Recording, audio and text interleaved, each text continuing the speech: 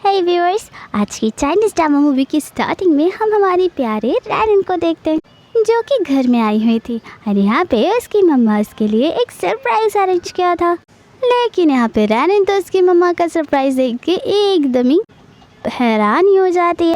यहाँ पे रैनन की मम्मी रैनन के लिए एज अ सरप्राइज इतने सारे लड़के अरेंज करवाए थे। तो रैनन देख के हैरान होकर अपनी मम्मी से पूछती है, क्या आपने मुझे ये सरप्राइज मेरे लिए अरेंज किया है? और ये सारे लड़के एक एक करके चूज़ करके रैनन की मम्मा रैनन के लिए लाई होती है। तो फिर बहुत ही ज़्यादा एक्साइटेड होके रैनन की मम्मा रैनन से पूछने लग जाती है, क्या क्यों तुम्हें मेरा सरप्राइज़ पसंद नहीं आई? मुझे तो पता ही है तुम्हें पसंद आई है, देखा मैं कितनी ज़्यादा अच्छी हूँ। जहाँ पे रैनन जवाब देती है कि मम्मा मुझे नहीं लगता ये सब करने की मेरी उम्र है, अभी तो मुझे मेरा कैरियर सेट करनी है, मुझे अभी शादी नहीं करनी है। जहाँ पर हंसते हुए उसकी मम्मा उसे कहती है कि मैंने कब कहा कि तुम्हें अभी शादी करनी है, मैं तो अभी जस्ट तुम्हें डेट करने के लिए कह रही हूँ। शादी से पहले तुम्हें सारे लड़के को डेट करना तो चाहिए ही और हर एक चीज़ भी तुम्हें ट्राई करनी चाहिए। इसके बाद फाइनली जिसके साथ तुम कंफर्टेबल हो और तुम्हें जो पसंद आए उसी के साथ ही तुम्हें शादी करना चाहिए। और तो और तुम्हारा भी उम्र ही क्या है।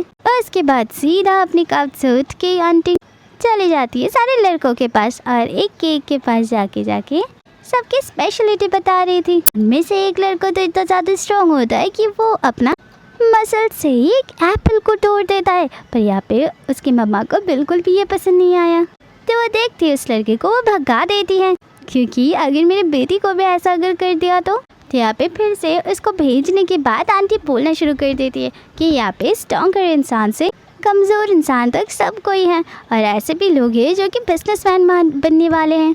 इसकी वजह से तुम्हें जो मर्जी तुम उससे चूज़ कर सकती हो। और तो और अगर तुम चाहो तो हर महीने तुम यहाँ पे अलग अलग लड़कों को डेट भी कर सकती हो। इसके बाद वो सारे लड़कों को रैनन के पास जाने के लिए कहती है। उनकी बातों के हिसाब से सारे लड़के एक साथ रैनन के पास चला तो जाता है, पर रैनन यहाँ पे इतने जोर से चिल्ला देती है कि उसकी चीख सुन के एक करके सारे लड़के घर से भाग ही जाता है। और यहाँ पे रैनन तो खुद ट्रॉमा में आ जाती है। रैनन भी यहाँ पे मन ही मन सोचने लगती है कि आखिर ये ट्रॉमा मुझसे कभी पीछा छूटेगा। कोई भी लड़की मेरे करीब भी आ जाते तो मैं ट्रॉमा में आ जाती और चीख देती हूँ।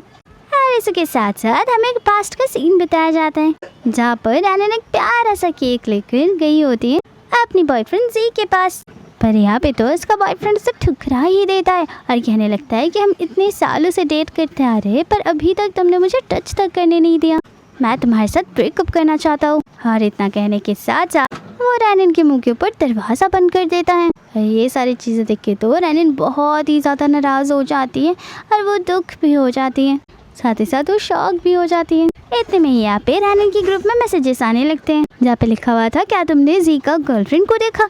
उसके साथ वो ऑफिशियली डेट करना चालू कर दिया है। और वहाँ पे कुछ फोटो भी पोस्ट होते हैं जहाँ पर रैनन जी की न्यू गर्लफ्रेंड को देखती है। तो यहाँ पे वो समझ जाती है कि शायद जी ने उसके ऊपर चीट किया है। ये सब देखने के बाद वहाँ से रैनन चली जाती है। उसके बाद वहाँ से जब वो ब्रिज से जा रही होती है तो उसके सामने एक लड़का आ जाता है जो कि रैनन को पूछने लगता है कि आप ठीक तो हो ना? पर यहाँ पे तो उसके पूछने से भी रैनन एकदम ट्रॉमेटाइज होकर नीचे ही स्टैचू होकर गिर जाती है।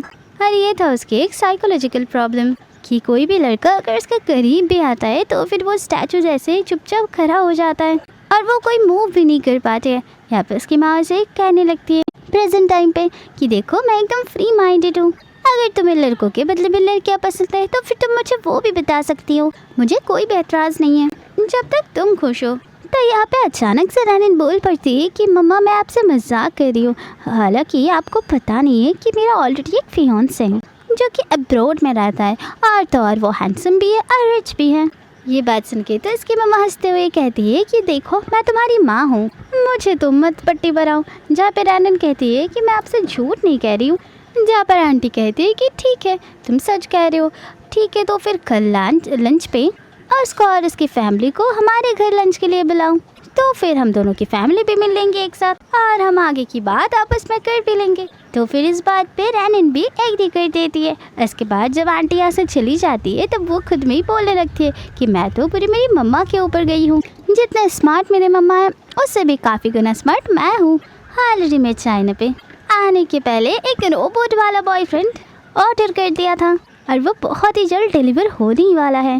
दूसरे सीन में हम एक ग्रैंड माँ को देखते हैं जिसके पीछे बहुत ही सारे बॉडीगार्ड्स पड़े थे और ये सारे बॉडीगार्ड्स ग्रैंड माँ के ही होते हैं जो कि ये सब मिलके किसी और की पीछा कर रहे थे। और यहाँ पे सारे के सारे लोग मिलकर मिस्टर लीन के पीछा कर रहे थे और लीन यहाँ पे ग्रैंड माँ से पीछा छुड़ा के भाग रहे होते, जहाँ पे ग्रैंड माँ उसे पकड़ने के लिए इसके पीछे गार्ड्स के साथ भाग रही थी। ग्रैंड माँ कहती है कि प्लीज़ बस एक बार रुक जाओ, और एक ना चाहते हुए भी अफसोस उसे मान नहीं पड़ेगा। इसके बाद सारे स्किन केयर प्रोडक्ट लेके वो रैनन के पास आ जाता है और उसके गालों पे अप्लाई करने लग जाता है और उसकी स्किन को छूते ही वो सोचता है कि ये कितना ज़्यादा सॉफ्ट है, तो फिर वो उससे बातें करना शुरू कर देता है।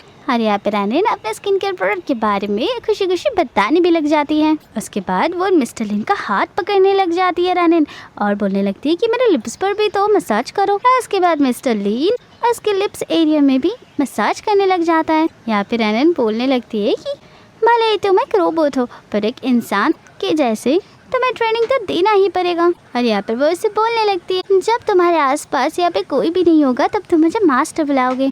और यहाँ पर मिस्टर लीन भी उसे मास्टर बुलाने लग जाते हैं, पर मनी मैन वो बहुत ही ज़्यादा गुस्सा करते हैं। यहाँ पे रैनन की बात सारे ना चाहते हुए मिस्टर लीन मान रहे थे, जिस कारण से रैनन खुश हो जाते और कहने लगते कि बहुत अच्छी बात है, तुम तो बहुत ही ज़्यादा ओबीडियंट रोबोट हो, तुम एक मैन से तो काफ़ी ज़्यादा अच्छे हो। यहाँ पे तो रैनन बेचारी ये भी सोचने लग जाती है काश ये रोबोट ना होके एक रियल मैन होता, तो फिर क्या पता वो टच करने से मुझे ट्रॉमा नहीं होता, लेकिन मेरे ट्रॉमा की वजह से कोई रियल मैन मुझे टच कर ही नहीं सकते, नहीं तो मेरी बॉडी तो बिल्कुल स्टैचू ही हो जाएंगे।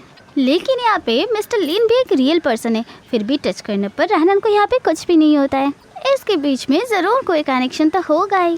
इसके बाद अचानक से रैनन उठ के बैठ जाती है और कुछ बोल के फिर से वो लेट जाती है, जहाँ पर मिस्टर लिन को लग रहा था कि शायद ये कुछ ज़्यादा ही थक गई होगी, तो वो उसका हाथ पीछे ले लेता है और इसे आराम से सोने भी देता है। साथ ही साथ वो सोती हुई प्यारी सी रैनन की गल को टच कर कर क्यूट बुलाता है।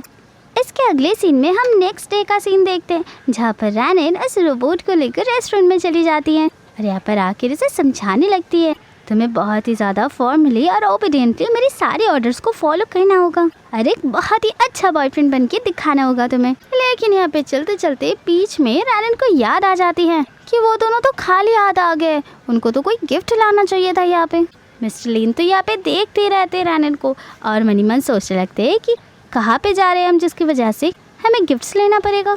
तो फिर यहाँ पे रैनन फिर से कहने लग जाती है अंदर तो गिफ्ट्स लेके जाना ही पड़ेगा, क्योंकि हम अगर खाली हाथ जा गए तो वहाँ पे जाने के बाद मेरे रिलेटिव्स तो मेरे मजाक ही उड़ाएंगे, साथ ही साथ मुझे कंजूस भी बोलेंगे। वो लोग कहते रहेंगे कि देखा ये कितनी ज़्यादा कंजूस है कि कुछ अफोर्ड भी नहीं कर पाती है। तो फिर वो सोचती है कि अगर वो खुद कुछ खरीदने चली गई तो फिर अंदर जाने में बहुत लेट हो जाएगी, तो गिफ्ट्स लेने के लिए हम दोनों के दोनों तो नहीं जा सकते हैं। तो यहाँ पर वो अपना कार्ड निकाल कर मिस्टर लीन को दे देती है और एक गिफ्ट्स लेने के लिए कहती है और कहती है इसका इस्तेमाल अच्छे से करना और कुछ ऐसा सामान लेके आना या फिर ऐसा गिफ्ट लेके आना जो दिखने में अच्छी हो। उसके बाद वो कार्ड देके वहाँ से वो चली जाती है, गिफ्ट्स लाने की जिम्मेदारी लीन पर देके।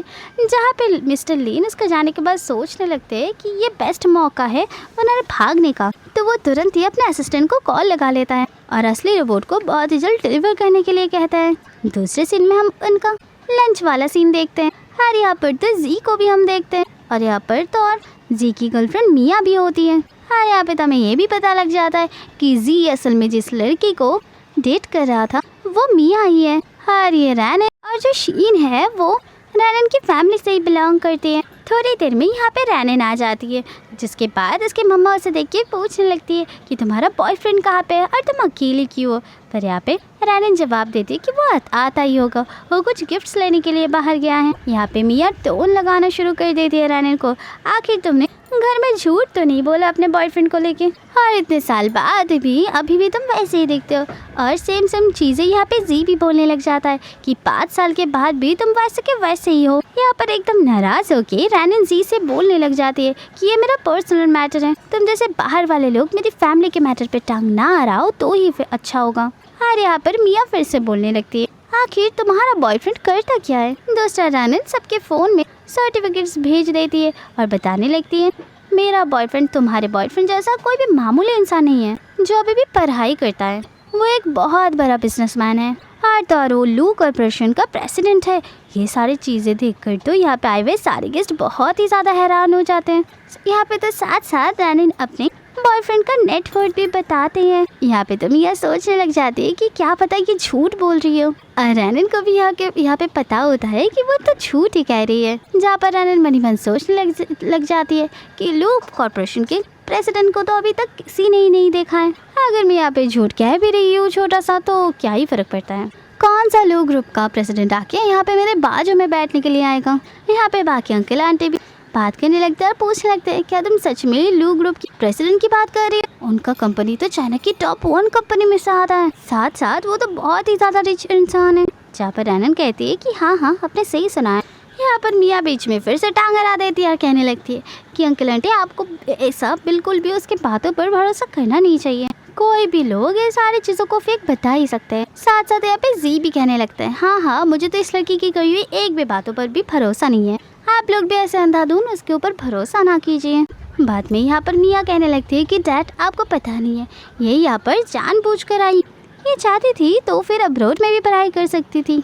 इससे पता चला था कि मैं और जी चाइना में आ रहे, इसीलिए हमारे पीछा करते हुए चाइना आ गई, ताकि वो हमारे बीच इंटरफेयर करके झगड़ा लगा पाए और हमारे रिलेशनशिप को वो डिस्ट्रॉय कर पाए। हाँ, ये सारी बातों की एग्री करते हुए अपने फादर इन लॉ जी भी झूठ कहने लगता है। यहाँ पे अंकल भी काफ़ी नाराज़ हो जाते हैं रैनन के ऊपर और इसे कहने लगते हैं कि देखो बेटा, मैं मानता हूँ सारी चीज़ें ठीक हो सकता है, इसका मतलब ये तो नहीं कि तुम जिद्दी बन जाओ और मेरी बेटी की लाइफ में इस तरीके से दखलंदाजी करो, उसकी लाइफ बर्बाद करो। उसके बाद वो अंकल रैनन की मम्मा से कहने लग जाते हैं, आखिर तुमने इसे कैसी परवरिश दिया है, ये सारे मैनर्स के तुमने दिया है इसे। जहाँ पर आंटी कहने लगती है कि मेरी बेटी पर उंगली उठाना बंद करो और तो और तुम लोग उल्टा सीधा बोलना बंद करो। लेकिन फिर बीच में यहाँ पर मिया अपनी टांग हरा देती है और कहने लगती है, मुझे तो लगता है इसे बेसिक शर्म तक नहीं है, क्योंकि देखो ये एक फैमिली लंच है और इसने तो कोई गिफ्ट्स भी यहाँ पे नहीं लाई। यहाँ पे मेरे बॉयफ्रेंड को देखो, यहाँ पे वो कितना ज़्यादा पुराना एक कीमती पर्ल नेकलेस लाया और ऊपर से ऊपर ये तो चिंगसन भी लाया है ना। मेरा बॉयफ्रेंड कितना ज़्यादा परफेक्ट। दूसरी तरफ इतना लेट देखकर रैनन भी सोचने लगती है कि मेरा बॉयफ्रेंड आखिर गिफ्ट खरीदने क्या है या फिर गिफ्ट को बनाने क्या है। मिया यहाँ पर फिर से रैनन को पूछने लगती है, मैंने तो अपना गिफ्ट तुम्हें बता दिया, तो फिर अब अपना गिफ्ट तो तुम बताओ। रैनन यहाँ पे कुछ भी बोले उससे पहले यहाँ पर मिस्टर लीन आ जाता है और उनके साथ बहुत सारे गार्ड्स होते हैं जिनके हाथों में बहुत सारे प्रीशियस गिफ्ट होते हैं। रैनन तो यहाँ पर सबको देखकर एकदम शॉक ही हो जाती है और यहाँ पे गार्ड्स एक एक करके सारे प्रीशियस गिफ्ट के बारे में बताने लगती है। ये सारी चीज़ों को तो देख के रैनन की मम्मा बहुत ही ज़्यादा प्राउड फील करने लग जाती है और तो और अपने सन-इन-लॉ को शाबाशी भी देती है और कहने लगती ये सारी चीज़ें मेरे लिए लाने के लिए तुम्हारा बहुत ज़्यादा शुक्रिया। इसके बाद उसका मम्मा मतलब रैनन की मम्मा अंकल आंटी को बोलने लग जाती है कि देखा भैया, मेरे यहाँ पे सन-इन-लॉ कितना ज़्यादा रिच है और मेरी बेटी को कितना ज़्यादा प्यार करता है। और यहाँ पे तो अंकल आंटी को ये सारी चीज़ें सहन ही नहीं हो रहा था, तो फिर तो वो लोग गुस्से में यहाँ से सभी लोगों को लेकर जाने ही लग जाता है और मियाँ जी भी गुस्से में आकर यहाँ से चले जाते हैं। हालांकि काफ़ी सारी चीज़ों से बोलनी थी, लेकिन उसके डैड उसे वापस बुला लेते हैं। उनके जाने के बाद रैनन मिस्टर लीन से बोलने लग जाती है कि आखिर तुम इतना ज़्यादा स्मार्ट हो, मुझे तो पता ही नहीं था। तुमने तो एकदम तुम्हारा आइडेंटिटी चेंज कर दी, ऊपर तो और तुम इतने सारे कार्ड्स लेके आ गए, मुझे तो ये सब की भनक तक नहीं हुई। तुम तो बहुत ही ज़्यादा स्मार्ट हो, पर यहाँ पे तुम्हारे ऊपर ना मुझे शक जा रहा है, तुम पक्का रोबोट ही हो ना या फिर कोई ह्यूमन बीइंग हो। यहाँ पे मनी मन मिस्टर लिन सोचने लग जाता है कि ज़्यादा टाइम के लिए ये झूठ नहीं छुपाना चाहिए मुझे इससे, एक ना एक दिन तो सच्चाई सामने आना ही है। क्यों ना अभी के अभी मैं सारी बातें बता दो इसे। यहाँ पे ये कुछ बोले उससे पहले ही रैनन बोलने लग जाती है, अरे रहने दो, मैं तो ऐसी ही चीज़ों पे ज़्यादा शक करने लग जाती हूँ, तुम यहाँ पे रोबोट ही हो। हाँ, तुम जैसे रोबोट रियल लाइफ में कैसे ही हो सकता है। और वो तो ये भी कहने लग जाती है कि अगर तुम रियल मैन होते और मेरे इतने क्लोज खड़े होते तब तक तो मेरी बॉडी फ्रीज भी हो जाती। तो उसे बाद में बाकी के गिफ्ट्स के बारे में कहने लगती है कि इतने सारे फेक गिफ्ट्स तुम कहाँ से उठा लाए जो कि इतना ज़्यादा रियल लगता है, और इतने सारे गार्ड्स तुम्हारे साथ थे जो कि तुम्हारे ऑर्डर फॉलो करे जा रहे थे। जहाँ पर लीन क्या बोले उसे कुछ समझ भी नहीं आ रहा था, तो वो कह देता है कि मेरे मास्टर की ऑर्डर को अच्छे से फॉलो करना यही तो मेरा काम है। जहाँ पर वो मनी मन कहने लगते हैं कि ये गिफ्ट्स कोई भी फेक नहीं है, ये तो बहुत ही ज़्यादा महंगे और रियल भी हैं। इसके बाद रैनन काफ़ी ज़्यादा इम्प्रेस हो जाती है उस रोबोट से। इसके बाद वो मिस्टर लिन के गालों को अच्छे से दोनों हाथों से पकड़ लेती है और कहने लगती है कि तुम्हें 5 स्टार रेटिंग दूंगी। बाद में वो उसे घर जाने के लिए कहती है। यहाँ पे तो एकदम अभी थोड़ी थोड़ी लट्टू आना शुरू ही हो गए थे मिस्टर लिन। तो वो सोच लगती है कि ये जब जब मुझे ऐसे छूती है तब तो पता नहीं मेरे बॉडी में क्या ही हो जाता है।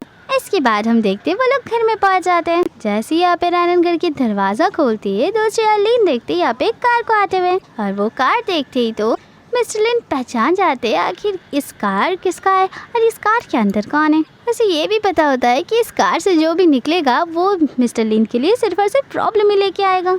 हर रैनन को ये प्रॉब्लम नहीं दिखाया जा सकता, इसके लिए वो जल्द रैनन को घर के अंदर भेज देता है। हाँ, रैनन से कहने लग जाता है कि मुझे कुछ प्रोटेक्शन करना है, जिस कारण से आपको घर के अंदर जाना पड़ेगा। इसके बाद वो जल्दी से दरवाजा बंद कर देता है।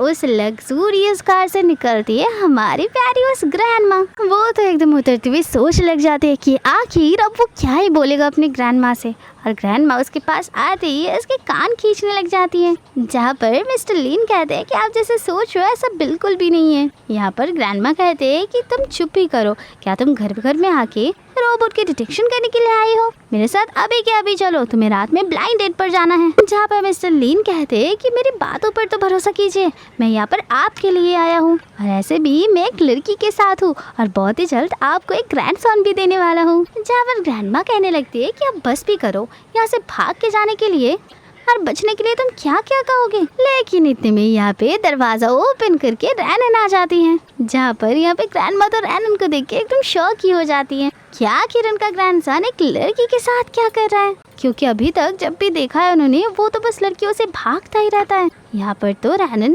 कहने लगती है कि ग्रैंडसन, तुम कौन से ग्रैंडसन की बात कर रहे हो? तो वो मन ही मन सोचने लग जाती है, क्या ये दादी जी भी एक रोबोट है, और ऐसा हो सकता है कि ये इस मेरे रोबोट का रिलेटिव हो।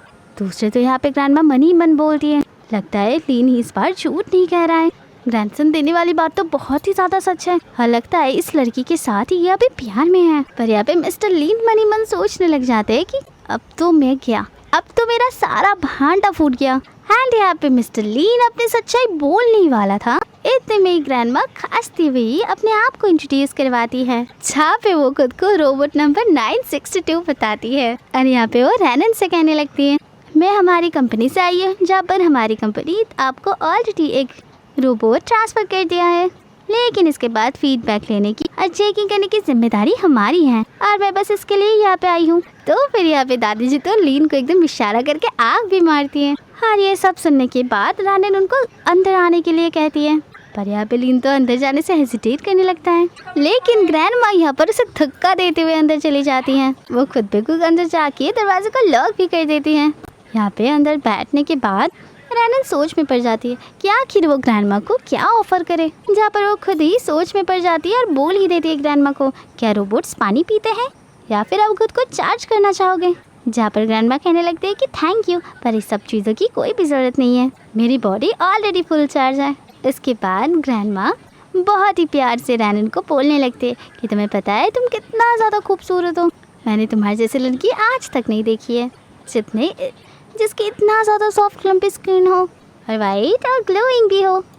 जहाँ पर रैनन कहने लग जाती है कि ये एकदम ही नेचुरल नहीं है, रुकिए मैं अभी आपको प्रोडक्ट दिखाती हूँ। उसके बाद वो अपने स्किन केयर प्रोडक्ट के बारे में ग्रैंडमा को दिखाने लगती है और शेयर करने लगती है, और वो ग्रैंडमा को यूज़ करने के लिए भी कहती है, पर यहाँ पे वो श्योर बिल्कुल भी नहीं होती है कि एक रोबोट से इसे यूज़ करते भी सकते हैं या फिर नहीं।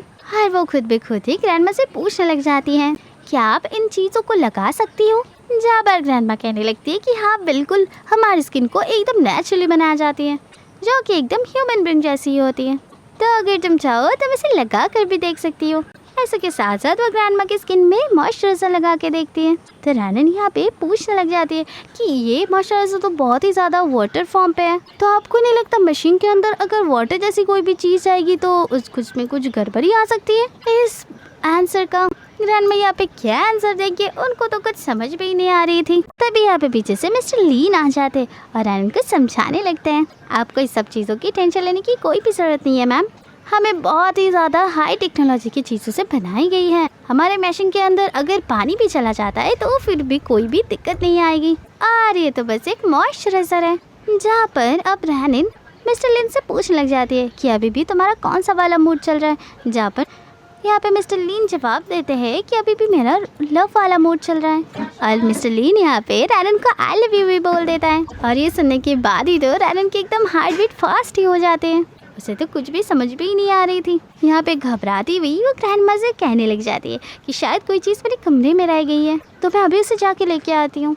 यहाँ से वो भागती हुई जाती है और सोचने लग जाती है कि आखिर मेरे साथ क्या गलत हो रहा है। मुझे बिल्कुल भी समझ में नहीं आ रहा है, आखिर मेरी हार्ट बीट इतना ज़्यादा फास्ट कैसे हो गई। फिर वो सोचने लग जाती है काश वो रोबोट एक रियल पर्सन होता, और ये भी तो हो सकता है ना कि वो रियल पर्सन ही है। फिर भी वो सोचने लग जाती है कि ऐसा तो हो ही नहीं सकता है। अगर वो रियल मैन होता तो अभी तक तो मेरी बॉडी फ्रीज ही हो जाती। जहाँ पे वो बाद में बहुत ही ज़्यादा रिग्रेट करने लग जाती है। और पीछे तो ग्रैंडमा लिन से कह रही होती है कि ज़िंदगी में तुमने इस बार पहली बार कोई अच्छा काम किया है। चलो ये तो अच्छी बात है, ऐसे भी तुम दोनों के अंदर क्लोजनेस देख के मुझे बहुत ही अच्छा लगा। तुम ये बताओ उससे शादी कब करने वाले हो तुम। तो ग्रैंडमा यहाँ पे ओवर एक्साइटेड होके कहने लगती है एक काम करते हैं, तुम्हारी क्रिसमस के टाइम पे एंगेजमेंट करवा देते हैं और न्यू ईयर के टाइम पे तुम्हारी शादी करवा देते हैं, और नेक्स्ट ईयर तक तो मुझे ग्रैंडसन भी मिल जाएगा। लेकिन यहाँ पे मिस्टर लिन ग्रैंडमा को चुप करवाने के लिए कह देता है और कहता है अपने ख्याली पुलाव पकाना बंद कर दीजिए। फिर यहाँ पे मिस्टर लिन समझाने लगता है कि उसके अकॉर्डिंग अभी भी मैं यहाँ पे एक रोबोट हूँ, उसे ये बिल्कुल भी भनक नहीं है कि मैं एक इंसान हूँ असल में। प्यार्स को कन्फर्म और जो शीन है वो रैनन की फैमिली से ही बिलोंग करती है। थोड़ी देर में यहाँ पे रैनन आ जाती है, जिसके बाद उसके मम्मा उसे देख के पूछने लगती है कि तुम्हारा बॉयफ्रेंड कहाँ पे है और तुम अकेली क्यों हो। पर यहाँ पे रैनन जवाब देती है कि वो आता ही होगा, वो कुछ गिफ्ट्स लेने के लिए बाहर गया है। यहाँ पे मिया टोन लगाना शुरू कर देती है रैनन को, आखिर तुमने घर में झूठ तो नहीं बोला अपने बॉयफ्रेंड को लेके, और इतने साल बाद भी अभी भी तुम वैसे ही दिखते हो। और सेम चीज़ें यहाँ पे जी भी बोलने लग जाता है कि 5 साल के बाद भी तुम वैसे के वैसे ही हो। यहाँ पर एकदम नाराज़ होके रैनन जी से बोलने लग जाती है कि ये मेरा पर्सनल मैटर है, तुम जैसे बाहर वाले लोग मेरी फैमिली के मैटर पे टांग ना अड़ाओ तो ही फिर अच्छा होगा। और यहाँ पर मिया फिर से बोलने लगती है आखिर तुम्हारा बॉयफ्रेंड करता क्या है। दूसरा रैनन सबके फ़ोन में सर्टिफिकेट्स भेज देती है और बताने लगती है मेरा बॉयफ्रेंड तुम्हारे बॉयफ्रेंड जैसा कोई भी मामूली इंसान नहीं है जो अभी भी पढ़ाई करता है, वो एक बहुत बड़ा बिजनेसमैन है और वो लू कॉर्पोरेशन का प्रेसिडेंट है। ये सारी चीज़ें देखकर तो यहाँ पे आए हुए सारे गेस्ट बहुत ही ज़्यादा हैरान हो जाते हैं। यहाँ पे तो साथ साथ रैनन अपने बॉयफ्रेंड का नेटवर्क भी बताते हैं। यहाँ पे तुम यह सोचने लग जाती है कि क्या पता कि झूठ बोल रही हो, और रैनन को भी यहाँ पे पता होता है कि वो तो झूठ ही कह रही है। जहाँ पर रैनन मनी मन सोचने लग जाती है कि लू कॉर्पोरेशन के प्रेसिडेंट को तो अभी तक किसी ने ही नहीं देखा है। अगर मैं यहाँ पे झूठ कह भी रही हूँ छोटा सा तो क्या ही फर्क पड़ता है, कौन सा लू ग्रुप का प्रेसिडेंट आके यहाँ पे मेरे बाजू में बैठने के लिए आएगा। यहाँ पे बाकी अंकल आंटी भी बात करने लगते हैं और पूछने लगते हैं क्या तुम सच में लू ग्रुप की प्रेसिडेंट की बात कर रही हो। उनका कंपनी तो चाइना की टॉप 1 कंपनी में से आता है, साथ साथ वो तो बहुत ही ज़्यादा रिच इंसान है। जहाँ पर रैनन कहती है कि हाँ आपने सही सुना है। यहाँ पर मिया बीच में फिर से टांग अड़ा देती है और कहने लगती है कि अंकल आंटी आपको ऐसा बिल्कुल भी उसके बातों पर भरोसा करना नहीं चाहिए, कोई भी लोग ये सारी चीज़ों को फेक बता ही सकते हैं। साथ साथ यहाँ पे जी भी कहने लगता है हाँ मुझे तो इस लड़की की कही हुई एक भी बातों पर भी भरोसा नहीं है, आप लोग भी ऐसे अंधाधुन उसके ऊपर भरोसा ना कीजिए। बाद में यहाँ पर मिया कहने लगती है कि डैड आपको पता नहीं है, ये यहाँ पर जानबूझकर आई, ये चाहती थी तो फिर अब्रोड में भी पढ़ाई कर सकती थी।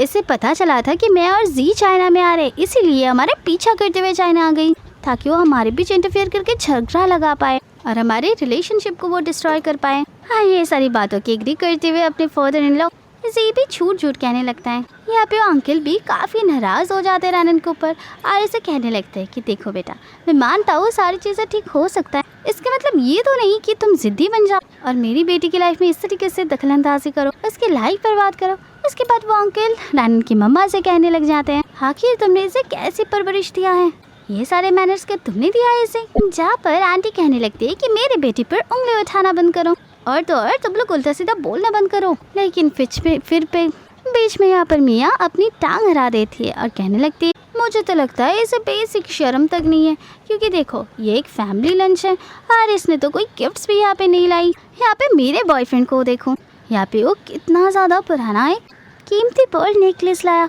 और ऊपर से ये तो जंक्शन भी लाया है।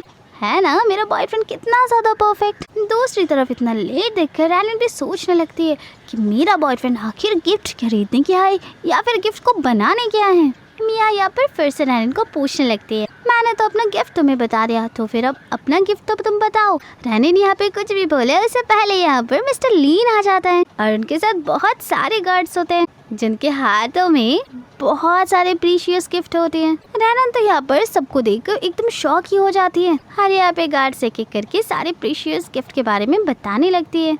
ये सारी चीज़ों को तो देख के रैनन की मम्मा बहुत ही ज़्यादा प्राउड फील करने लग जाती है और तो और अपने सनिल्ले को शाबाशी भी देती है और कहने लगती ये सारी चीज़ें मेरे लिए लाने के लिए तुम्हारा बहुत ज़्यादा शुक्रिया। इसके बाद उसका मम्मा मतलब रैनन की मम्मा अंकल आंटी को बोलने लग जाती है कि देखा भैया मेरे यहाँ पे सनिल्ला कितना ज़्यादा रिच है और मेरी बेटी को कितना ज़्यादा प्यार करता है। और यहाँ पे तो अंकल आंटी को ये सारी चीज़ें सहन ही नहीं हो रहा था, तो फिर तो वो लोग गुस्से में यहाँ से सभी लोगों को लेकर जाने ही लग जाता है और मियाँ जी भी गुस्से में आकर यहाँ से चले जाते हैं। हालांकि काफ़ी सारी चीज़ों से बोलनी थी लेकिन उसके डैड उसे वापस बुला लेते हैं। उनके जाने के बाद रैनन मिस्टर लीन से बोलने लग जाती है कि आखिर तुम इतना ज़्यादा स्मार्ट हो, मुझे तो पता ही नहीं था। तुमने तो एकदम तुम्हारा आइडेंटिटी चेंज कर दी, ऊपर तो और तुम इतने सारे कार्ड्स लेके आ गए, मुझे तो ये सब की भनक तक नहीं हुई। तुम तो बहुत ही ज़्यादा स्मार्ट हो, पर यहाँ पे तुम्हारे ऊपर ना मुझे शक जा रहा है, तुम पक्का रोबोट ही हो ना या फिर कोई ह्यूमन बीइंग हो। यहाँ पे मन ही मन मिस्टर लिन सोचने लग जाता है कि ज़्यादा टाइम के लिए ये झूठ नहीं छुपाना चाहिए मुझे इससे, एक ना एक दिन तो सच्चाई सामने आना ही है। क्यों ना अभी के अभी मैं सारी बातें बता दो इसे। यहाँ पे ये कुछ बोले उससे पहले ही रैनन बोलने लग जाती है, अरे रहने दो, मैं तो ऐसी ही चीज़ों पे ज़्यादा शक करने लग जाती हूँ। तुम यहाँ पे रोबोट ही हो, हाँ तुम जैसे रोबोट रियल लाइफ में कैसे ही हो सकता है। और वो तो ये भी कहने लग जाती है कि अगर तुम रियल मैन होते और मेरे इतने क्लोज खड़े होते तब तक तो मेरी बॉडी फ्रीज भी हो जाती। तो उसे बाद में बाकी के गिफ्ट्स के बारे में कहने लगती है कि इतने सारे फेक गिफ्ट्स तुम कहाँ से उठा लाए जो कि इतना ज़्यादा रियल लगता है, और इतने सारे गार्ड्स तुम्हारे साथ थे जो कि तुम्हारे ऑर्डर फॉलो करे जा रहे थे। जहाँ पर लीन क्या बोले उसे कुछ समझ भी नहीं आ रहा था, तो वो कह देता है कि मेरे मास्टर की ऑर्डर को अच्छे से फॉलो करना यही तो मेरा काम है। जहाँ पर वो मनी मन कहने लगते हैं कि ये गिफ्ट्स कोई भी फेक नहीं है, ये तो बहुत ही ज़्यादा महंगे और रियल भी हैं। इसके बाद रैनन काफ़ी ज़्यादा इम्प्रेस हो जाती है उस रोबोट से। इसके बाद अब मिस्टर लिन के गालों को अच्छे से दोनों हाथों से पकड़ लेती है और कहने लगती है कि तुम्हें 5 स्टार रेटिंग दूंगी। बाद में वो उसे घर जाने के लिए कहती है। यहाँ पे तो एकदम अभी थोड़ी थोड़ी लट्टू होना शुरू ही हो गए थे मिस्टर लिन, तो वो सोच लगती है कि ये जब मुझे ऐसे छूती है तब तो पता नहीं मेरे बॉडी में क्या ही हो जाता है। इसके बाद हम देखते हैं वो लोग घर में पहुंच जाते हैं। जैसे यहाँ पे रैनन घर की दरवाज़ा खोलती है दूसरी ओर लीन देखते यहाँ पे कार को आते हुए, और वो कार देखते ही तो मिस्टर लिन पहचान जाते हैं आखिर इस कार किसका है और इस कार के अंदर कौन है। वैसे ये भी पता होता है कि इस कार से जो भी निकलेगा वो मिस्टर लिन के लिए सिर्फ और सिर्फ प्रॉब्लम ही लेके आएगा। हर रैनन को ये प्रॉब्लम नहीं दिखाया जा सकता, इसके लिए वो जल्द रैनन को घर के अंदर भेज देता है। हाँ रैनन से कहने लग जाता है कि मुझे कुछ प्रोटेक्शन करना है जिस कारण से आपको घर के अंदर जाना पड़ेगा। इसके बाद वो जल्दी से दरवाजा बंद कर देता है। आसुर उस लग्जूरियस कार से निकलती है हमारी प्यारी उस ग्रैंड माँ। वो तो एकदम उतरती हुई सोच लग जाती है कि आखिर अब वो क्या ही बोलेगा अपनी ग्रैंड माँ से, और ग्रैंड माँ उसके पास आते ही इसके कान खींचने लग जाती है। जहाँ पर मिस्टर लीन कहते हैं कि आप जैसे सोच रहे हो ऐसा बिल्कुल भी नहीं है। यहाँ पर ग्रैंड माँ कहते हैं कि तुम चुप ही करो, क्या तुम घर में आके रोबोट की डिटेक्शन करने के लिए आई हो? मेरे साथ अभी के अभी चलो, तुम्हें रात में ब्लाइंड डेट पर जाना है। जहाँ पर मिस्टर लीन कहते हैं कि मेरी बातों पर तो भरोसा कीजिए, मैं यहाँ पर आपके लिए आया हूँ और ऐसे भी मैं एक लड़की के साथ हूँ और बहुत ही जल्द आपको एक ग्रैंडसन भी देने वाला हूँ। जहाँ पर ग्रैंडमा कहने लगती है कि आप बस भी करो, यहाँ से भाग के जाने के लिए और बचने के लिए तुम क्या क्या कहोगे। लेकिन इतने में यहाँ पे दरवाजा ओपन करके रैनन आ जाती है। जहाँ पर यहाँ पे ग्रैंडमा तो रैनन को देख के एकदम शॉक ही हो जाती है। क्या किरण का ग्रैंडसन एक लड़की के साथ क्या कर रहा है, क्योंकि अभी तक जब भी देखा है उन्होंने वो तो बस लड़कियों से भागता ही रहता है। यहाँ पर तो रैनन कहने लगती है कि ग्रैंडसन, तुम कौन से ग्रैंडसन की बात कर रहे हो? तो वो मनी मन सोचने लग जाती है क्या ये दादी जी भी एक रोबोट है, और ऐसा हो सकता है कि ये इस मेरे रोबोट का रिलेटिव हो। दूसरे तो यहाँ पे ग्रैंडमा मनी मन बोलती है, लगता है लीन इस बार झूठ नहीं कह रहा है, ग्रैंडसन देने वाली बात तो बहुत ही ज्यादा सच है, और लगता है इस लड़की के साथ ही ये अभी प्यार में है। पर यहाँ पे मिस्टर लीन मनी मन सोचने लग जाते हैं कि अब तो मैं गया, अब तो मेरा सारा भांडा फूट गया। एंड यहाँ पे मिस्टर लीन अपनी सच्चाई बोलने ही वाला था, इतने में ग्रैंडमा खांसती हुई अपने आप को इंट्रोड्यूस करवाती है, जहाँ पे वो खुद को रोबोट नंबर 962 बताती है। और यहाँ पे वो रैनन से कहने लगती है, मैं हमारी कंपनी से आई हूँ, जहाँ पर हमारी कंपनी आपको ऑलरेडी एक रोबोट ट्रांसफर कर दिया है, लेकिन इसके बाद फीडबैक लेने की और चेकिंग करने की जिम्मेदारी हमारी है, और मैं बस इसके लिए यहाँ पे आई हूँ। तो फिर यहाँ पे दादी जी तो लीन को एकदम इशारा करके आग भी मारती है। और ये सब सुनने के बाद रैनन उनको अंदर आने के लिए कहती है, पर यहाँ पे लीन तो अंदर जाने से हेजिटेट करने लगता है, लेकिन ग्रैंडमा यहाँ पर उसे धक्का देते हुए अंदर चली जाती हैं। वो खुद पे खुद अंदर जाके दरवाजे को लॉक भी कर देती हैं। यहाँ पे अंदर बैठने के बाद रैनन सोच में पड़ जाती है कि आखिर वो ग्रैंडमा को क्या ऑफर करे, जहाँ पर वो खुद ही सोच में पड़ जाती है और बोल ही देती है ग्रैंडमा को, क्या रोबोट्स पानी पीते हैं या फिर आप खुद को चार्ज करना चाहोगे? जहाँ पर ग्रैंडमा कहने लगते हैं कि थैंक यू, पर इस सब चीज़ों की कोई भी ज़रूरत नहीं है, मेरी बॉडी ऑलरेडी फुल चार्ज है। इसके बाद ग्रैंडमा बहुत ही प्यार से रैनन को बोलने लगते हैं कि तुम्हें पता है तुम कितना ज़्यादा खूबसूरत हो, मैंने तुम्हारे जैसी लड़की आज तक नहीं देखी है जिसकी इतना ज़्यादा सॉफ्ट लंपी स्किन हो और वाइट और ग्लोइंग भी हो। जहाँ पर रैनन कहने लग जाती है कि ये एकदम ही नेचुरल नहीं है, रुकिए मैं अभी आपको प्रोडक्ट दिखाती हूँ। उसके बाद वो अपने स्किन केयर प्रोडक्ट के बारे में ग्रैंडमा को दिखाने लगती है और शेयर करने लगती है, और वो ग्रैंडमा को यूज़ करने के लिए भी कहती है, पर यहाँ पे वो श्योर बिल्कुल भी नहीं होती है कि एक रोबोट से इसे यूज़ करते भी सकते हैं या फिर नहीं। और वो खुद भी खुद ही ग्रैंडमा से पूछने लग जाती है, क्या आप इन चीज़ों को लगा सकती हो? जहाँ पर ग्रैंडमा कहने लगती है कि हाँ बिल्कुल, हमारी स्किन को एकदम नेचुरली बनाया जाती है, जो कि एकदम ह्यूमन ब्रेन जैसी ही होती है, तो अगर तुम चाहो तो इसे लगा कर भी देख सकती हो। ऐसे के साथ साथ वो ग्रैंडमा की स्किन में मॉइस्चराइजर लगा के देखती है, तो रैनन यहाँ पे पूछने लग जाती है कि ये मॉइस्चराइजर तो बहुत ही ज़्यादा वाटर फॉर्म पे है, तो आपको नहीं लगता मशीन के अंदर अगर वाटर जैसी कोई भी चीज़ आएगी तो उसमें कुछ गड़बड़ी आ सकती है? इस आंसर का ग्रैंडमा यहाँ पे क्या आंसर देंगे उनको तो कुछ समझ में ही नहीं आ रही थी। तभी यहाँ पे पीछे से मिस्टर लीन आ जाते और रैनन को समझाने लगते हैं, आपको इस सब चीज़ों की टेंशन लेने की कोई भी ज़रूरत नहीं है मैम, हमें बहुत ही ज़्यादा हाई टेक्नोलॉजी की चीज़ों से बनाई गई है। हमारे मशीन के अंदर अगर पानी भी चला जाता है तो फिर भी कोई भी दिक्कत नहीं आएगी, और ये तो बस एक मॉइस्चराइजर है।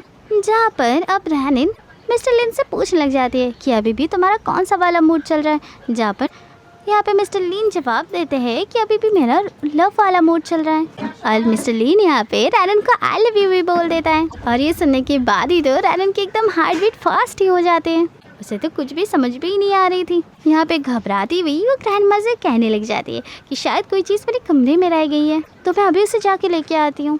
यहाँ से वो भागती हुई जाती है और सोचने लग जाती है कि आखिर मेरे साथ क्या गलत हो रहा है, मुझे बिल्कुल भी समझ में नहीं आ रहा है, आखिर मेरी हार्ट बीट इतना ज़्यादा फास्ट कैसे हो गई।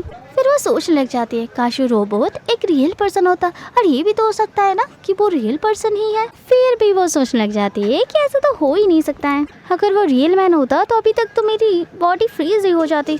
जहाँ पे वो बाद में बहुत ही ज़्यादा रिग्रेट करने लग जाती है, और पीछे तो ग्रैंडमा लीन से कह रही होती है कि ज़िंदगी में तुमने इस बार पहली बार कोई अच्छा काम किया है, चलो ये तो अच्छी बात है, ऐसे भी तुम दोनों के अंदर क्लोजनेस देख के मुझे बहुत ही अच्छा लगा। तुम ये बताओ उससे शादी कब करने वाले हो तुम?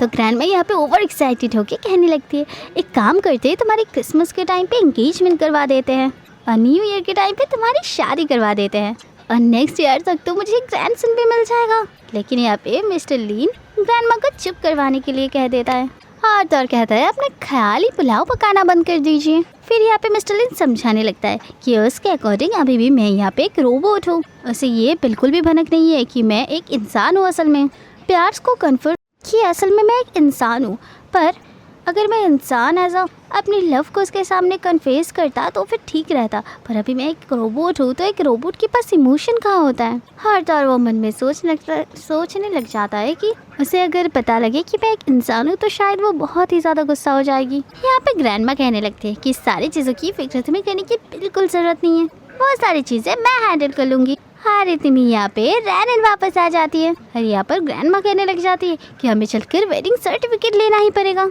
रैनन को तो ये सुन के बिल्कुल ही कुछ समझ में नहीं आता है, और यहाँ पे ग्रैंडमा फिर से अपने रोबोट वाले मूड पर आ जाती है, और वह कहने लग जाती है कि हमारी कंपनी के अकॉर्डिंग आपने एक बॉयफ्रेंड मटेरियल को ऑर्डर किया है, तो फिर इसके साथ अगर आप 1 वीक के अंदर अंदर मैरिज सर्टिफिकेट ले लेते हैं तो फिर आपको 1 लाख रुपीस की बोनस मिलेगी। यहाँ पर तो 1 लाख रुपीस सुनते ही रानन एकदम शॉक हो जाती है। तो फिर वो फिर से कंफर्म करने के लिए पूछने लगती है कि आपने 1 लाख रुपीस कहा या फिर 100 रुपए कहा। ग्रैंडमा बाद में ये सारी चीजें फिर से रिपीट करने लग जाती हैं कि 100 रुपीस बिल्कुल भी नहीं, 1 लाख रुपीस, आपको 1 लाख रुपीस की बोनस मिलेगी। और ये सुनते ही रानन बहुत ज़्यादा एक्साइटेड हो जाती है और ग्रैंडमा को लेकर यहाँ से जाने ही लगती है। अगले सीन में हम देखते रानन को जो कि अपनी वेडिंग ड्रेस में होती है और साथ में यहाँ पर मिस्टर लीन भी आ जाता है, वो भी एकदम परफेक्ट ग्रूम बनकर। यहाँ पे मिस्टर लीन तो रानन के देख ही जा रहा था क्योंकि वो बहुत ही ज़्यादा ब्यूटीफुल लग रही थी। लेकिन यहाँ पे ग्रैंडमा आकर मिस्टर लीन को धक्का दे देती है और कहने लगती है कि मेरी डॉटर इन लॉ तो कुछ ज़्यादा ही सुंदर है। और यहाँ पे उसके काफ़ी सारे फोटोज निकालने लगती है ग्रैंडमा और तौर अपनी फैमिली ग्रुप में भेज देती है वो। और तो और वो सोच लगती है कि मेरी बहन तो यहाँ पर मेरी ब्यूटीफुल डॉटर इन लॉ को देखकर जल ही जाएगी। इतने में ग्रैंडमा को घर से कॉल आने लगते हैं। तो फिर वो लिन से कहने लगती है मुझे कुछ इम्पोर्टेंट कॉल आ रहा है, मैं थोड़ा सा ये सब पिक कर आती हूँ, लेकिन तब तक मेरे डॉटर इन लॉ का ध्यान रखना, उसे बिल्कुल भी परेशान मत करना। इतना कह के वो खुशी खुशी कॉल को पिक करने के लिए चली जाती है। ग्रैंडमा के जाने के बाद लीन यहाँ पे रानन से कहने लग जाता है कि तुम ग्रैंडमा की कोई भी बातों का बुरा मत मानना। जहाँ पर रानन कहती है कि तुम टेंशन मत लो, यहाँ पर मेरी मॉम भी तो ऐसे ही मूड पे रहा करती है, तो ये बहुत ही ज़्यादा नॉर्मल बात है, इस सब के लिए तुम्हें टेंशन लेने की कोई भी ज़रूरत नहीं है। यहाँ पर रानन को अपनी वेडिंग ड्रेस बहुत ही ज़्यादा अनकंफर्टेबल लग रही थी, तो वो कहती है कि मैं चेंज करने जाती हूँ। उसके बाद वो चेंज करने के लिए चली जाती है, जहाँ पर स्टाफ भी उसकी मदद करने के लिए आती है।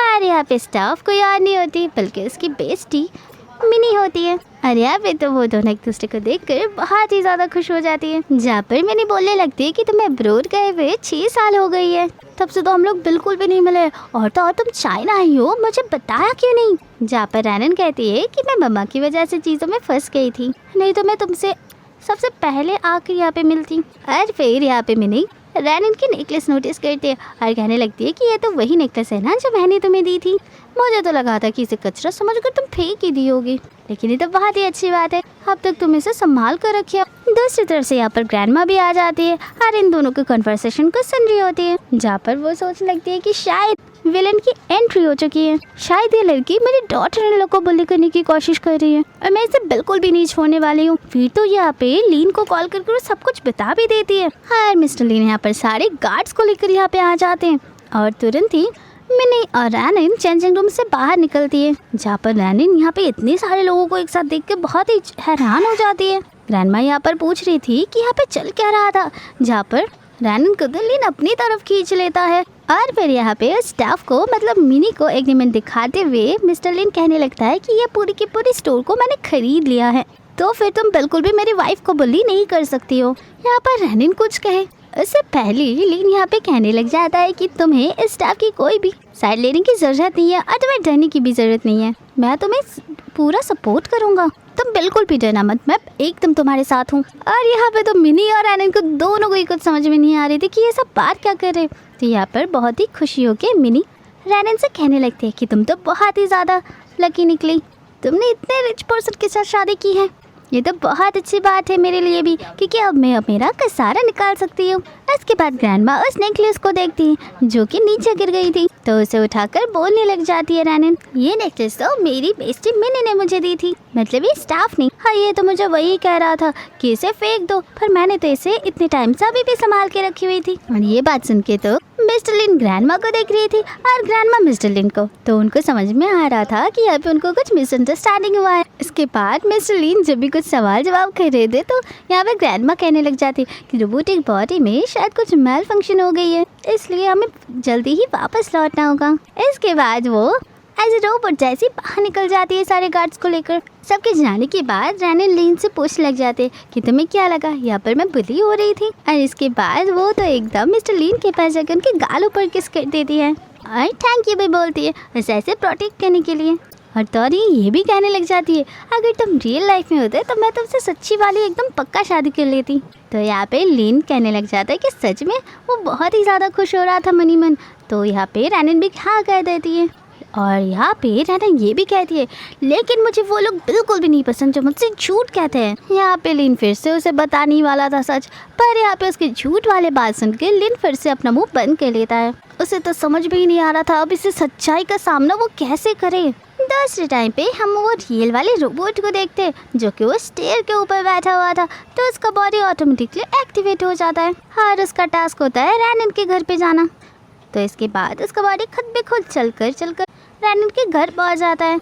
उसके बाद वो दरवाज़ा खटखटाने लगता है जहाँ पर रैनन आके दरवाज़ा भी खोलती है। तो यहाँ पे वो रोबोट अपना इंट्रोडक्शन देने लग जाता है और रैनन को तो कुछ समझ में नहीं आ रहा था और वो गुस्से में आकर लीन को बुला लेता है। लिन को तो ऐसा लग रहा था यहाँ पे आगे कि अब तुम्हें क्या, जहाँ पर रैनन कह रही थी कि देखो तुम्हारे कंपनी से डिलीवरी में कुछ मिस्टेक हुई होगी, जहाँ पर लिन कहता है कि हाँ मेरी कंपनी से डिलीवरी में कुछ मिस्टेक हो गई होगी शायद, तुम अंदर जाओ मैं इस मैटर को हैंडल कर लेता हूँ। और यहाँ पर तो लिन को एकदम याद आने लगता है जहाँ पर रैनन ने वो झूठ वाली बात कही थी कि रैनन को बिल्कुल भी नहीं पसंद कोई इसे झूठ बोले। इसके बाद वो सोचने लगता है कि कुछ भी हो जाए इस रोबोट को यहाँ से तो हटाना ही पड़ेगा। इसके बाद वो उसे घसीट के कैसे भी करके बाहर लेके चला जाता है और रोबोट यहाँ पे रोबोटिक जैसे कहने लगता है कि मुझे डिटेक्ट हो रहा है कोई यहाँ पे मुझे हार्म पहुँचाने की कोशिश कर रहा है और वो ऑटोमेटिकली एकदम फाइटिंग मोड में आ जाता है। लेकिन यहाँ पे कुछ भी करके मिस्टर लिन उसके गले से एक बेल्ट उतार देता है जिस कारण से वो डीएक्टिवेट हो जाता है और उसका पावर भी ऑफ हो जाता है। इसके बाद वो फिर से जब घर के अंदर आने लगता है तब आते हुए इसके लिए एक बुके लेके आता है, मतलब रैनन के लिए, साथ में कई सारे स्किन केयर प्रोडक्ट्स भी, और कहने लगता है कि ये रात के लिए ताकि तुम इसे रात में भी लगा पाओ और तुम्हारी स्किन ग्लो कर पाए। ये गिफ्ट लेकर तो रैनन कहने लग जाती है कि तुमने मेरे लिए इतना अच्छा गिफ्ट लाया तो फिर मैं भी तुम्हारे लिए गिफ्ट लाऊंगी, एक बहुत ही अच्छी मेगापिक्सल की बैटरी।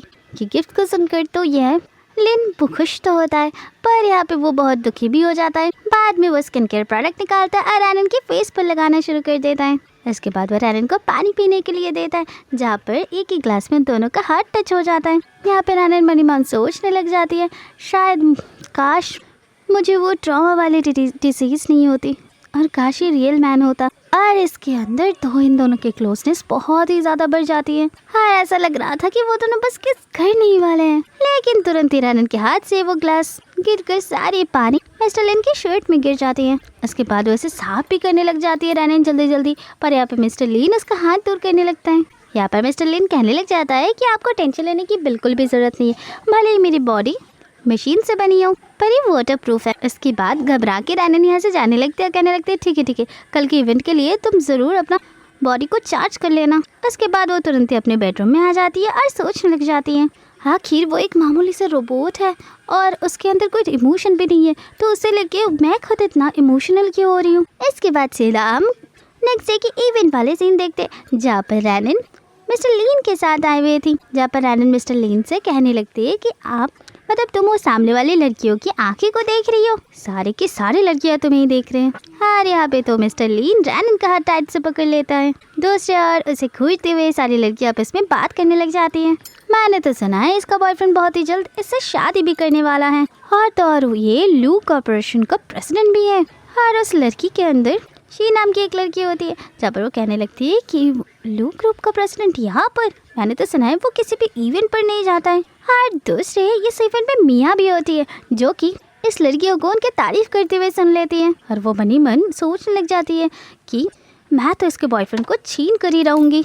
लीन यहाँ से कुछ काम के लिए बाहर की तरफ जा रहा होता है, जहाँ पर मौका देखकर मिया उससे बात करने के लिए आ जाती है, जहाँ पर वो रैनन से कहने लग जाती है कि मैं तुम्हारे बॉयफ्रेंड के बदले में तुम्हें 10 सोने के सिक्के दूंगी। पर यहाँ पे ये सुन के तो रैनन सोचने लग जाती है कि इस 10 सोने के सिक्के में तो और भी 5 रोबोट आ जाएगा मेरा।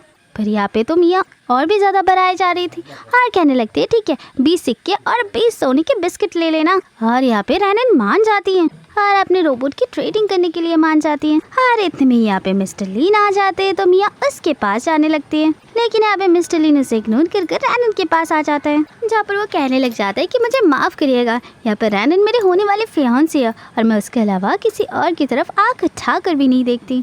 जहाँ पर रैनन कहने लग जाती है कि हाँ एक रोबोट कैसे ही चीट कर पाएगा।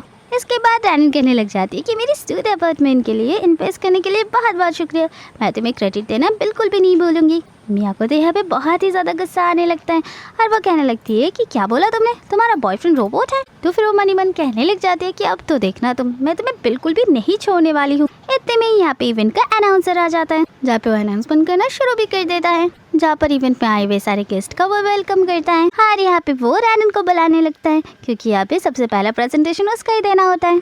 उसके बाद प्रेजेंटेशन देने के लिए जैसे ही वो अपना पेन ड्राइव को कनेक्ट करता है तभी वहाँ पे कुछ भी नहीं दिख रहा था और सब कुछ ब्लैक हो जाता है, जहाँ पे ये देख के मिया मनी मन बहुत ही ज़्यादा मुस्कुरा रही थी और कहने लगती है कि मुझे पता ही था ऐसा ही होगा, क्योंकि मैंने पहले से ही इसकी पेन ड्राइव को एक्सचेंज कर दी थी और हैक भी कर ली थी। चाहे ये कुछ भी कर ले, इसका प्रेजेंटेशन प्रेजेंट हो ही ना पाए। रैनन भी यहाँ पर समझ जाती है कि यहाँ पे सबके पीछे मिया का ही हाथ है।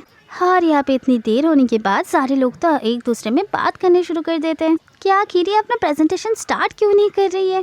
तो फिर यहाँ पे मिया ऊपर स्टेज के ऊपर आकर रैनन को बाजू हटाने लगती है और कहने लगती है कि टाइम वेस्ट करना बंद करो, कम से कम मेरा प्रेजेंटेशन तो मुझे देने दो। और जैसे मिया यहाँ पे पेन ड्राइव को अटैच करती है तो प्रोजेक्ट सामने आ जाती है। यहाँ पर तो रैनन चिल्लाती हुई कहती है कि मेरा प्रोजेक्ट आखिर तुम्हारे पास क्या कर रहा है। तो यहाँ पर मिया कहने लग जाते हैं क्यों, तुम्हें लगता है ये तुम्हारी डिजाइन है, तो फिर तुम्हारे पास इस डिजाइन का प्रूफ क्या है, तुम लोगों को क्या बोलोगी।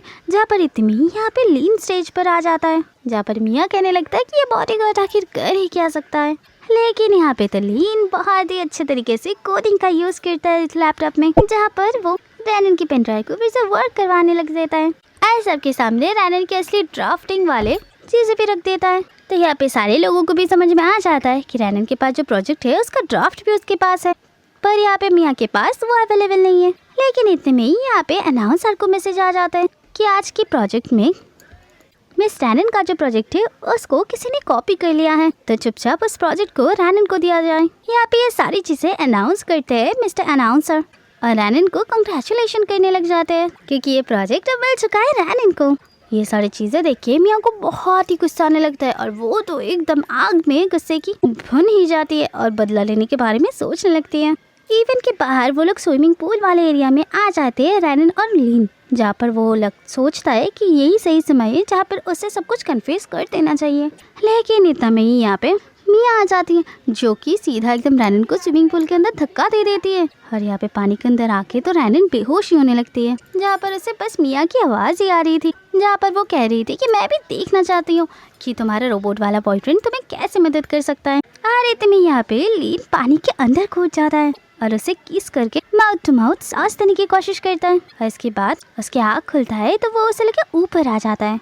ऊपर आने के बाद तो रैनन बहुत ही ज्यादा टेंशन में आ जाती है कि लीन की बॉडी यहाँ पे खराब ना हो जाए पानी की वजह से। और यहाँ पे तो दूसरा मिया बहुत ही ज्यादा खुश होती है और कहने लगती है आप देखना तुम्हारी रोबोटिक बॉयफ्रेंड बहुत ही जल्द क्रैश होने वाला है।